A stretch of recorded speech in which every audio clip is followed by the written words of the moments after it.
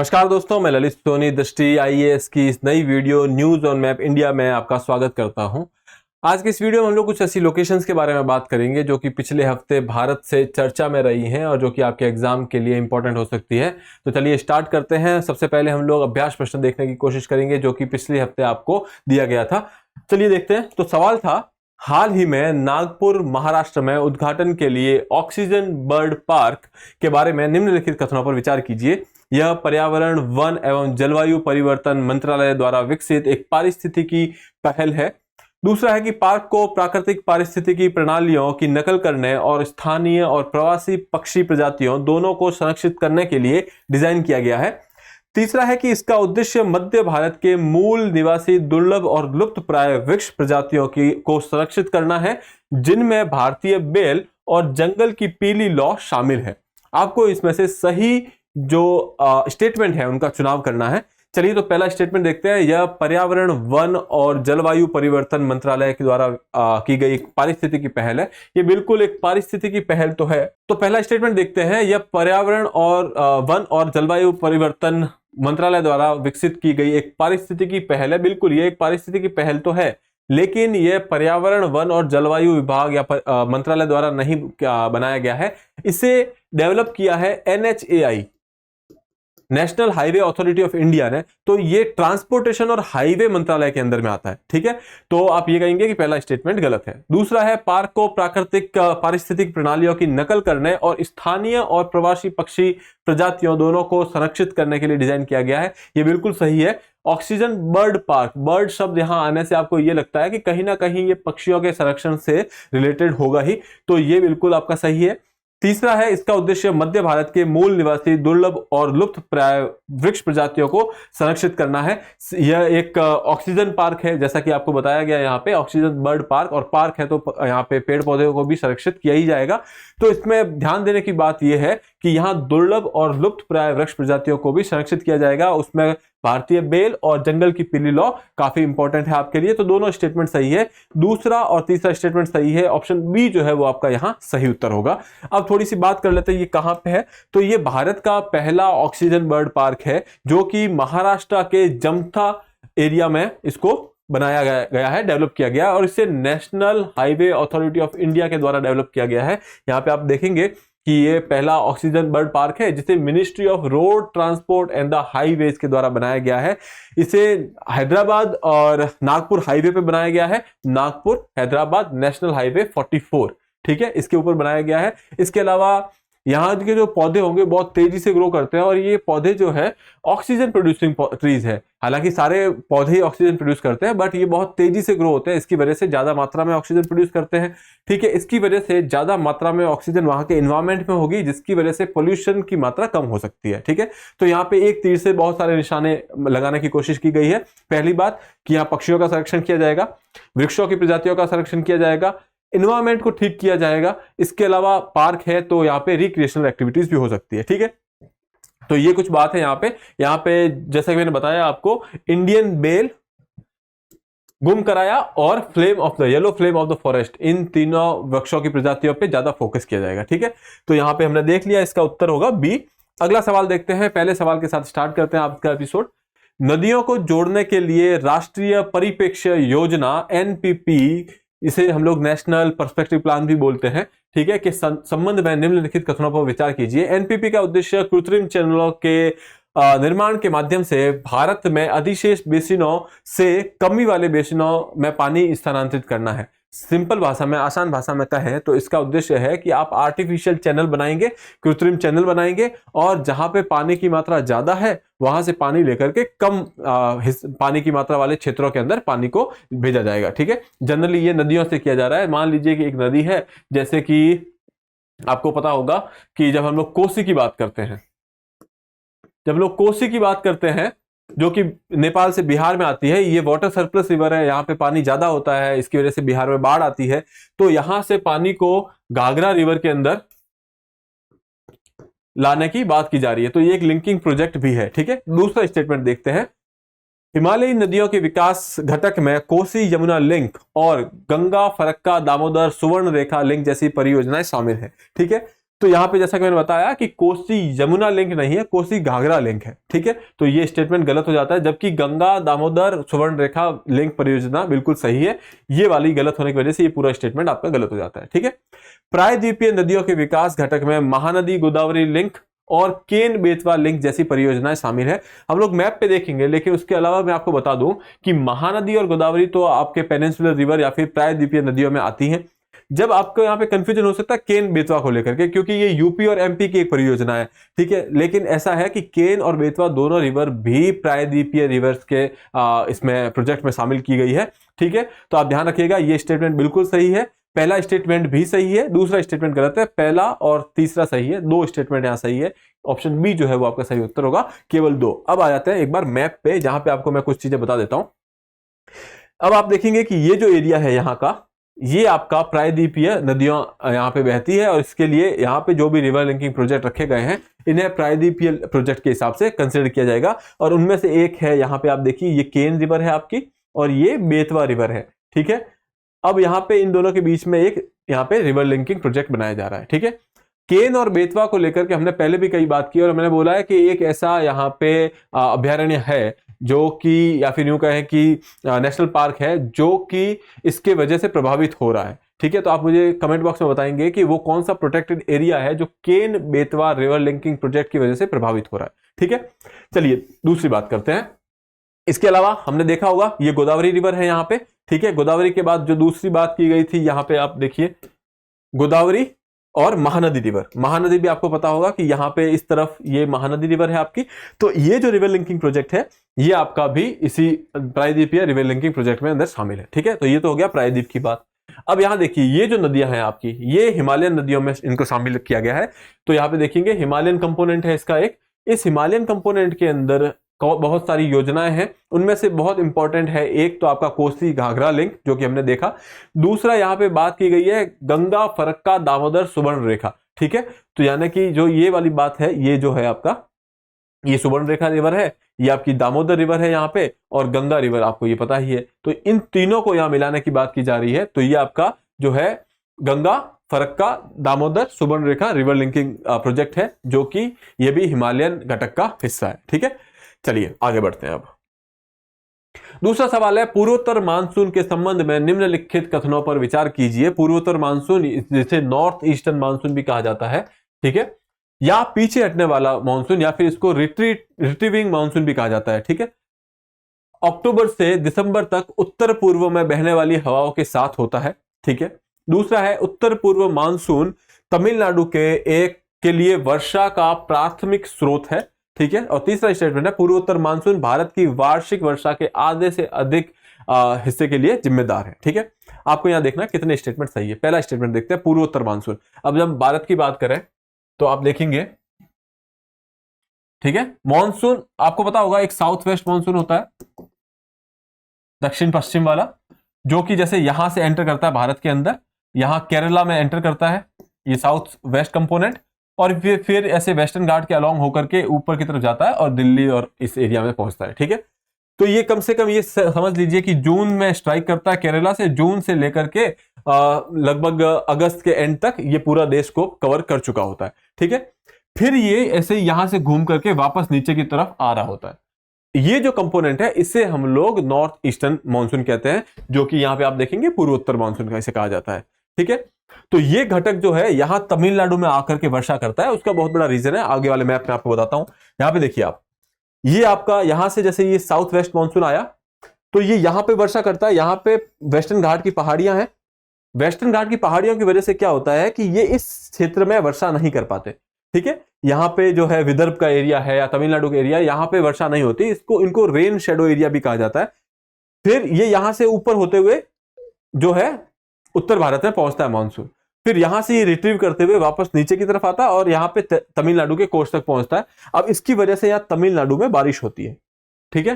तो तमिलनाडु की अधिकतर बारिश जो होती है वो इस पूर्वोत्तर मानसून की वजह से होती है। जब हम बात करते हैं साउथ वेस्ट मानसून, पूरे भारत में जहां वर्षा होती है उसके लिए सबसे ज्यादा इंपॉर्टेंट मानसून का घटक जो है वो यही रहता है, साउथ वेस्ट वाला। लगभग आप ये समझ लीजिए कि 85 से 88% जो वर्षा होती है भारत में वो साउथ वेस्ट यानी दक्षिण पूर्व मानसून की वजह से होती है, ठीक है। बाकी की अगर पूर्वोत्तर मानसून की बात करें तो पूर्वोत्तर मानसून से लगभग 10 से 12% की वर्षा होती है और सबसे ज्यादा उसका लाभ उठाता है यहाँ पे तमिलनाडु। ठीक है, चलिए अब आ जाते हैं वापस अपने सवाल पे। देखते हैं पूर्वोत्तर मानसून पीछे हटने वाला मानसून, यानी कि पहले तो उत्तर भारत में गया, अब वहां से वापस निकल रहा है, तो उसे पीछे हटने वाला मानसून भी कहा जाता है। ठीक है, ये अक्टूबर से दिसंबर तक उत्तर पूर्व में बहने वाली हवाओं के साथ आता है, तो ये बात बिल्कुल सही है। ठीक है, उत्तर पूर्व मानसून तमिलनाडु के वर्षा का प्राथमिक स्रोत है, बिल्कुल ये बात भी सही है, मैंने आपको समझाया क्यों। अगला है पूर्वोत्तर मानसून भारत की वार्षिक वर्षा के आधे से अधिक के लिए जिम्मेदार है, ऐसा नहीं है, जबकि खाली ये केवल 10 से 11% या 11 से 12% के लिए रेस्पॉन्सिबल होता है। तो ये स्टेटमेंट आपका गलत हो गया, पहला और दूसरा सही है, तो आप कह सकते हैं ऑप्शन बी जो है वो आपका सही उत्तर होगा। ठीक है, अब बढ़ते हैं आगे, अगला सवाल देखते हैं। निम्नलिखित कथनों पर विचार कीजिए। पर्यावरण मंत्रालय द्वारा गठित 2010 हाथी टास्क फोर्स ने हाथियों की विज्ञान आधारित निगरानी की वकालत की है, यानी कि रिकमेंडेशन दी है। दूसरा है 2017 की जनगणना के अनुसार, जनगणना की जगह आप यह कहें कि गणना के अनुसार, क्योंकि हाथी जन नहीं होते। 2017 की गणना के अनुसार भारत दुनिया की लगभग 60% एशियाई हाथी आबादी और 138 पहचाने गए हाथी गलियारों का घर है। तीसरा स्टेटमेंट है हाथी एकमात्र ऐसे जानवर हैं जिनकी गर्भधारण अवधि मनुष्यों के समान होती है। आपको देखना है कि कितने सही है इनमें से। पहला स्टेटमेंट देखते हैं। ये क्वेश्चन जो है चर्चा में इसलिए था क्योंकि अभी आपको पता होगा कि एक हाथी की संख्या को लेकर के एक रिपोर्ट आती है जिसका नाम है state of elephant in India report. ये रिपोर्ट जो है हर 5 साल में आती है। लास्ट रिपोर्ट 2017 में आई थी, उसके बाद ये रिपोर्ट आने वाली थी। ये रिपोर्ट पब्लिश भी हो गई थी, लेकिन इसके अंदर उत्तर पूर्व जो हमारे नॉर्थ ईस्ट के राज्य है उनके बारे में ज्यादा इंफॉर्मेशन नहीं थी। तो इन्होंने, सरकार का पहले मानना था कि हम लोग एक दूसरी रिपोर्ट लाएंगे पार्ट 2 या वॉल्यूम 2 में, उसमें नॉर्थ ईस्ट के एलिफेंट्स के बारे में चर्चा कर लेंगे, लेकिन ऐसा हुआ नहीं। तो उसकी वजह से जो पुरानी रिपोर्ट आने वाली थी उसको भी होल्ड पे रख दिया गया था। ठीक है, रिपोर्ट छप करके तैयार है, बट पब्लिक ये कह सकते हैं सर्कुलेशन में आई नहीं है। तो वो अभी रिपोर्ट किसी तरीके से उसका डेटा लीक हुआ, तो उसकी वजह से यहाँ पे ये कहा जा रहा है कि भारत में हाथियों की संख्या में 20% की कमी हुई है, डिक्लाइन हुआ है। इसमें हम लोग नॉर्थ ईस्ट का जो है डेटा शामिल नहीं किए हुए हैं, जिसकी वजह से ये चर्चा में था। तो चलिए देख लेते हैं। पर्यावरण मंत्रालय द्वारा गठित 2010 हाथी टास्क फोर्स यानी एलिफेंट टास्क फोर्स ने हाथियों की विज्ञान आधारित निगरानी की वकालत की है, ये बिल्कुल सही है। दूसरा है 2017 की गणना के अनुसार भारत दुनिया के लगभग 60% एशियाई हाथी की आबादी और 138 पहचाने गए हाथी गलियारों का घर है, ये बिल्कुल सही है। तीसरा है हाथी एकमात्र ऐसे जानवर है जिनके गर्भाधान की अवधि मनुष्यों के समान होती है, ये गलत है, क्योंकि मनुष्यों के गर्भाधान की अवधि होती है 9 महीने, हाथियों के गर्भाधान की अवधि होती है 22 महीने। ठीक है, और ये सबसे ज्यादा है मैमल्स के अंदर। ठीक है, तो आप कह सकते हैं ये स्टेटमेंट आपका गलत है, पहला और दूसरा सही है, तो आप कहेंगे ऑप्शन बी जो है वो आपका सही उत्तर है, केवल 2। ठीक है, अगला सवाल देखते हैं। उससे पहले आप देख लीजिए ये रिपोर्ट के डेटा है जो कि अखबार में दिए गए थे, आपको बाकी सबसे ध्यान रखने की जरूरत नहीं है, केवल आप देख लीजिए कि भारत में यहाँ पे ओवरऑल अगर हम देखें इंडिया का, तो एक्सेप्ट नॉर्थ ईस्टर्न रीजन 20% का डिक्लाइन हुआ है। नॉर्थ ईस्ट का डेटा हमारे पास अवेलेबल नहीं है। ठीक है, इसके अलावा आप देख सकते हैं अगर आपको डेटा में कोई इंटरेस्ट हो तो यहाँ पे एलिफेंट रिजर्व्स के बारे में बात की गई है। यहाँ पे 33 यहाँ पे नंबर दिखाया गया है, आप एक बार इंटरनेट से कंफर्म कर दीजिएगा कि कितना सही है, क्योंकि ये चेंज होते रहते हैं। ठीक है, तो आप ये देख सकेंगे। इसके अलावा अब बढ़ते आगे अगले सवाल में। कोसी नदी के संबंध में निम्नलिखित कथनों पर विचार कीजिए। पहला है कि यह 3 धाराओं अर्थात सूर्य कोसी, अरुण कोसी और तमूर कोसी से संगम से बनती है, कि संगम से बनती है। दूसरा है कि यह अपने मार्ग बदलने के लिए प्रसिद्ध है। कोसी नदी बेसिन उत्तर में हिमालय से घिरा है। ठीक है, आपको सही उत्तर जो सही स्टेटमेंट है उनका चुनाव करना है। आपने हाल ही में सुना होगा बिहार में बाढ़ आई थी, नेपाल में बाढ़ आई थी, और बिहार और नेपाल में बाढ़ आने का एक रीजन कोसी नदी भी है। कोसी नदी को बिहार का सौरो कहा जाता है, यानी कि बिहार की पीड़ा कहा जाता है, क्योंकि कोसी नदी अपना रास्ता बदलती रहती है, इसकी वजह से बाढ़ आती रहती है। यहाँ पे देखिए, तो हम लोग बात करते हैं कोसी की, तो यहाँ कहा जा रहा है कि कोसी नदी बनती है 3 नदियों के संगम से। पहली है सूर्य कोसी, अरुण कोसी और तमूर कोसी, ये बिल्कुल सही है। ठीक है, 3 नदियां हैं, नेपाल से स्टार्ट होती है सूर्य कोसी, फिर यहाँ से आपके अरुण कोसी और यहाँ कुछ तमूर कोसी, ये तीनों यहाँ संगम पे मिलती है, और फिर यहाँ पे आगे है ये कोसी बन करके भारत के अंदर बिहार में बहने लगती है। ठीक है, फिर ये आगे जाके गंगा में मिल जाती है। तो ये स्टेटमेंट तो आपका सही है। यहाँ पे आप मैप में देख लीजिए, ये देखिए, ये आपकी है सूर्य कोसी, दूसरी ये आपकी है अरुण कोसी और ये है तमूर कोसी। ये तीनों मिलकर के आगे जा रही है और ये कोसी नदी है जो कि आगे गंगा के अंदर मिल जाती है। ठीक है, चलिए अगला सवाल अगला स्टेटमेंट देखते हैं। यह अपने बदलते मार्ग के लिए प्रसिद्ध है, जो कि मैं आपको बता चुका हूं, ये भी सही है। कोसी नदी बेसिन उत्तर में हिमालय से घिरा हुआ है। आप यहाँ पे इस मैप में देख सकते हैं कि ये जो आपको चोटियां दिख रही है ये सब हिमालयन चोटियां हैं, तो ये उत्तर में हिमालय से घिरा हुआ है, ये बिल्कुल सही है। ठीक है, चलिए तो यहां पे आप देखेंगे ऑप्शन सी जो है आपका 1, 2 और 3 वो आपका सही उत्तर होगा। अगला सवाल देखते हैं। थागोस द्वीप समूह के संदर्भ में निम्नलिखित कथनों पर विचार कीजिए। यह हिंद महासागर में मालदीव द्वीप समूह के उत्तर में स्थित है। दूसरा है कि 1814 में फ्रांस ने द्वीपों को पुर्तगालियों को सौंप दिया था। सही कथन का यहां चुनाव करना है। थागोस द्वीप चर्चा में इसलिए था क्योंकि अभी हाल ही में ब्रिटेन ने, इंग्लैंड ने जो है ये द्वीप समूह मॉरिशस को सौंप दिया है। ठीक है, मॉरिशस को इसलिए सौंपा गया है कि इन दोनों के बीच में तनाव था या फिर डिस्प्यूट कह सकते हैं कि मॉरिशस कह रहा था ये द्वीप समूह हमारा है, ब्रिटेन कह रहा था ये हमारा है। ठीक है, आप देखेंगे इंडियन ओशन में ब्रिटेन की एक टेरिटरी है जिसे BIOT, British Indian ocean territory कहा जाता है। ठीक है, और इनका कहना था कि ये उसका हिस्सा है और मॉरिशस कह रहा था आजादी के बाद ये हमारा हिस्सा हो चुका है। ठीक है, खैर हाल में जो है यूके ने इसको मॉरिशस को सौंप दिया है। पहला स्टेटमेंट है यह हिंद महासागर में मालदीव द्वीप समूह के उत्तर में स्थित है। ठीक है, लोकेशन देख लीजिए आप, ये आपका हिंद महासागर, ये मालदीव और ये इसके दक्षिण में स्थित है, उत्तर में नहीं। तो आप कह सकते हैं कि ये पहला स्टेटमेंट तो आपका हो गया गलत। 1814 में फ्रांस ने द्वीपों को पुर्तगालियों को सौंप दिया था। ऐसा नहीं है, पुर्तगालियों को नहीं सौंपा गया था, जबकि ब्रिटेन को सौंपा गया था ये। ठीक है, तो आप ये ध्यान रखेंगे कि इसको पुर्तगालियों को नहीं बल्कि ब्रिटेन को सौंपा गया था। उसके बाद ब्रिटेन ही यहां पे रहा और इसकी एडमिनिस्ट्रेशन जो है मॉरिशस के थ्रू की जाती थी। मॉरिशस ब्रिटेन की कॉलोनी थी। ठीक है, 1968 में मॉरिशस को आजादी मिलती है, तो मॉरिशस का कहना था कि उसके साथ साथ छगोस आइलैंड को भी आजादी मिली, बट ऐसा नहीं था। छगोस, डिएगो गार्सिया, ये कुछ आइलैंड ऐसे थे जो कि ब्रिटेन ने अपने पास रखे क्योंकि ये सामयिक दृष्टि से उनके लिए काफी इंपॉर्टेंट आइलैंड्स थे। ठीक है, डिएगो गार्सिया जो एरिया है वहां पे आप ये कह सकते हैं मिलिट्री बेस, एयर बेस बने हुए हैं USA के, जबकि आइलैंड जो है UK का है। ठीक है, तो इसकी वजह से अभी रिसेंटली इन्होंने इस डिस्प्यूट को खत्म किया। उस डिस्प्यूट पे एग्रीमेंट पे ये कहा गया कि छागोस आइलैंड तो अब आप मॉरिशस को दे रहे हैं और जो डिएगो गार्सिया आइलैंड है वो UK के पास रहेगा, वो उनका रहेगा। ठीक है, तो ये कुछ बात थी, तो ये दोनों ही स्टेटमेंट गलत है। ऑप्शन डी जो होगा यहाँ पे आपका सही उत्तर होगा। ठीक है, आ जाइए थोड़ा सा इस पे चर्चा कर लेते हैं। यहाँ पे आपको दिया गया 19वीं सेंचुरी में Chagos were the govern from Mauritius. तो अर्लियर पहले क्या था, ये मॉरिशस से इनको गवर्न किया जाता था। यहाँ पे जो सत्ता चलाई जाती थी वो मॉरिशस से चलाई जाती थी और मॉरिशस का क्या था, ये ब्रिटिश की कॉलोनी हुआ करता था। ठीक है, फिर 1968 में मॉरिशस को आजादी मिल गई, लेकिन उस टाइम पे इन्होंने छगोस और डिएगो गार्सिया आइलैंड जो है वो जो आपकी UK गवर्नमेंट है उन्होंने अपने पास ही रखे और इनको कह दिया ये हमारी ब्रिटिश इंडियन ओशन टेरिटरी है। ठीक है, फिर आप देखेंगे कि ये इसको मॉरिशस का कहना था ये इलीगल ऑक्यूपेशन है वगैरह वगैरह, ऐसी सारी बातें हुई और अभी हाल ही में इन्होंने ये छगोस आइलैंड जो है मॉरिशस को वापस दे दिया है। अब आप आइए अगले सवाल पे। गंगोत्री ग्लेशियर कहाँ स्थित है? हिमाचल प्रदेश, उत्तराखंड, जम्मू कश्मीर और सिक्किम। गंगोत्री ग्लेशियर सबको पता है कि ये उत्तराखंड में स्थित है। ऑप्शन बी जो है आपका सही उत्तर होगा। ये भी चर्चा में इसलिए था, यहाँ पे एक जगह है चौखंबा। चौखंबा एक यूं कहे कि पहाड़ी है, चोटी है, यहाँ पे कुछ लोग हाइकिंग के लिए गए थे और वहां फंस गए थे, जिसकी वजह से ये चर्चा में था। गंगोत्री ग्लेशियर वो ग्लेशियर है जहां से गंगा स्टार्ट होती है। ये आपके उत्तराखंड में, यहाँ पे आप देखेंगे कि यहाँ पे उत्तराखंड में है और यहाँ से ये रिवर गंगा जो है बहती है। फिर अगर आप देखेंगे यहाँ पे अगला ये न्यूज का ही आर्टिकल यहाँ पे डाला गया है कि यहाँ पे कुछ लोग जो है यहाँ फंस गए थे। 2 फॉरेनर्स जो है क्लाइंबर्स जो है यहाँ पे आए थे और यहाँ फंस गए थे और ये चमोली डिस्ट्रिक्ट में पड़ता है। अगला सवाल देखते हैं।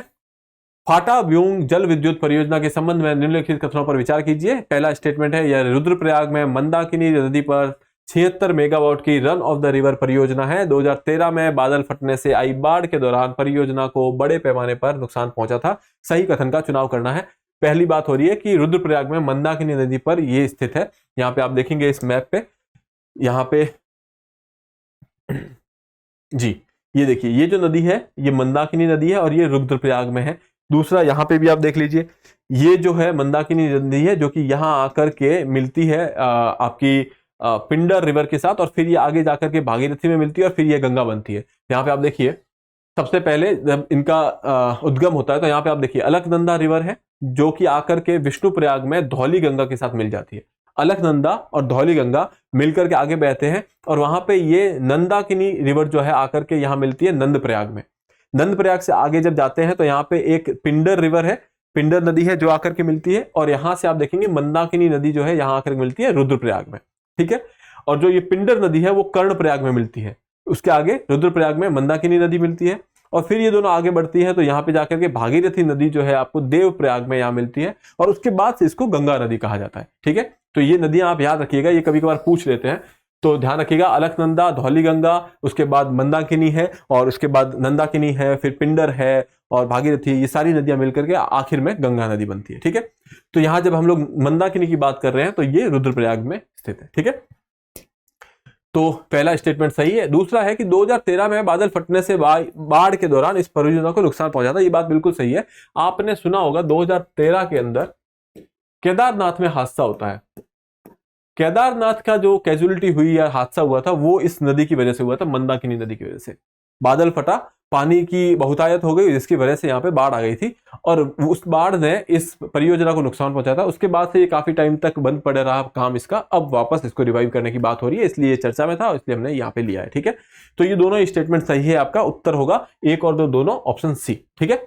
चलिए आगे बढ़ते हैं, इसके बारे में बात कर चुके हैं हम लोग।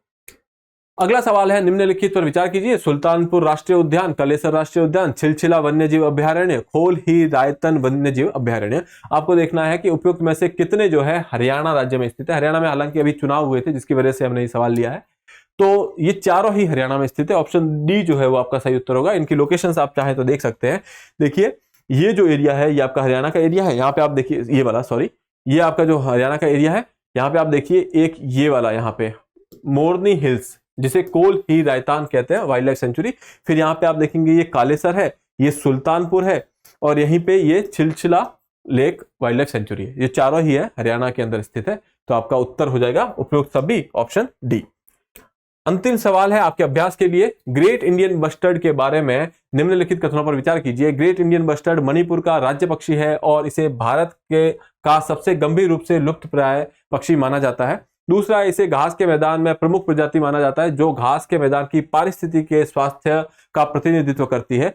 तीसरा है 2006 की राष्ट्रीय पर्यावरण नीति अतुलनीय मूल्यों वाली संस्था EIV पेश करती है, जिसमें GIB जैसी अद्वितीय प्राकृतिक प्रजातियां शामिल है। आपको इनमें से सही कथनों का चुनाव करना है। आप इनको एक बार फिर से पढ़ लीजिएगा और उसके बाद इसे अटेम्प्ट कीजिएगा। सही कथनों का चुनाव करके आप आंसर जो है कमेंट बॉक्स में बता सकते हैं।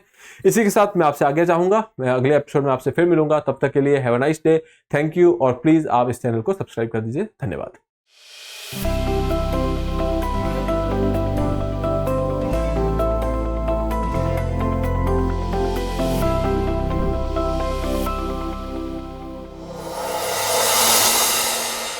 डियर व्यूअर्स, अपने एग्जाम की तैयारी को और बेहतर करने के लिए हमारे चैनल को लाइक, शेयर और सब्सक्राइब करना न भूलें।